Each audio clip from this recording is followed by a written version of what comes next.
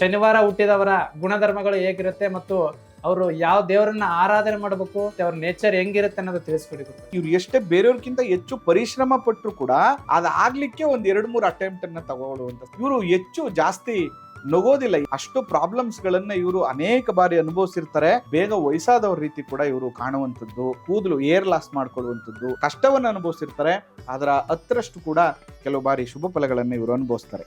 Court ಅಲ್ಲಿ ಕೆಲಸ ಮಾಡುವಂಥದ್ದು, ಯೋಗ ಮತ್ತು ಆಧ್ಯಾತ್ಮದ ವೃತ್ತಿಯಲ್ಲಿ ಕೂಡ ಇವರು ಯಶಸ್ಸನ್ನು ಗಳಿಸುವಂಥದ್ದು. ಪ್ರತಿ ಶನಿವಾರ ಶನೇಶ್ವರ ಸ್ವಾಮಿಗೆ ತಿಲಾಭಿಷೇಕ ಮಾಡಿಸುವಂಥದ್ದು, ಕಷ್ಟದ ವಿದ್ಯಾಭ್ಯಾಸ ಮಾಡ್ತಾ ಇರುವಂಥದ್ದು, ಇವರಿಗೆ ಪುಟ್ಟ ಸಹಾಯಗಳು ಕೂಡ ಇವರಿಗೆ ಅತ್ಯಂತ ಶುಭ ಫಲಗಳು ಇವರಿಗೆ ಪ್ರಾಪ್ತಿಯಾಗ. ಆರೋಗ್ಯದ ಬಗ್ಗೆ ಗಮನ ಹರಿಸಿ, ಹೆಚ್ಚು ಸ್ಟ್ರೆಸ್ ತಗೋಬೇಡಿ, ಕಾಮ ಕೆಲಸವನ್ನ ಮಾಡಿ ಮತ್ತು ಹೆಚ್ಚು ಪರಿಶ್ರಮವನ್ನ ಮಾಡಿ ಆದಷ್ಟು ಅವತ್ತಿನ ಕೆಲಸಗಳನ್ನ ಅವತ್ತೇ ಮುಗಿಸುವಂತ ಒಂದು ಪ್ರಯತ್ನವನ್ನ ಮಾಡಿ.